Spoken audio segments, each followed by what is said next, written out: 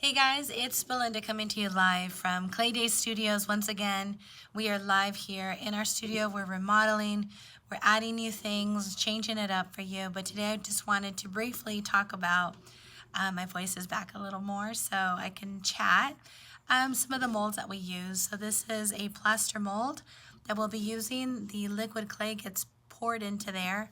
After a short little while, it actually casts an image, and in this particular one, it is a beautiful tiny bird.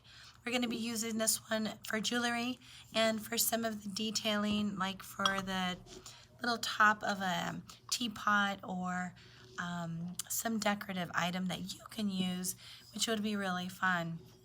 I have another one here in front of me, which is a smaller cast mold, and this one is a beautiful little teddy bear. So once we pour the clay into the hole, we allow it to dry, which doesn't really take that long. We can unmold it and we get a beautiful little detailed teddy bear just like that. Now this is hard, but it's not fired yet, so we do need to put it into the kiln so it can fire to bisque level. Once it is fired, it will turn white, and then we have a blank canvas that you can add all the glaze colors that you want.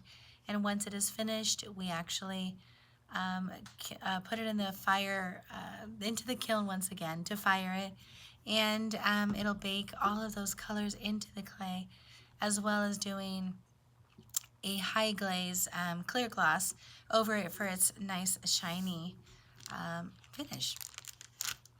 One of the other things we do here is actually work with live clay. So this is raw, nice, fun earthenware clay. One of the different clays that we work with here, where you can roll it up into, anything that you want it to be. So in this case, it could be anything you want. One of my classes that we had a couple weeks ago, we ended up making these leaves. So you can choose your leaf from inspiration from out in the fall. Choose your favorite leaf, and we sketched it out in our sketchbook, and then we actually drew it out into the clay. Now when we laid it down for it to dry, we actually added some curving on it so we can bring some movement, as you can see. And we sketched in or scratched out actually all of the veining, which you can see there, which is pretty cool, and I love it. And here is another one. Okay, pretty cool movement. These can be used like little jewelry dishes, so you can put your rings there or your jewelry once they are bisque fired, and then we can go ahead and add the glazes, add the color to it, and fire it again. And then this is a clay tile.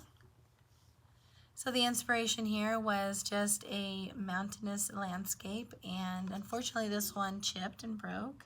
So we are going to be doing it again and getting it fired for my student.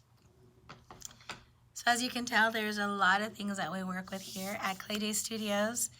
We're already getting reservations for groups and for parties and private reservations as well.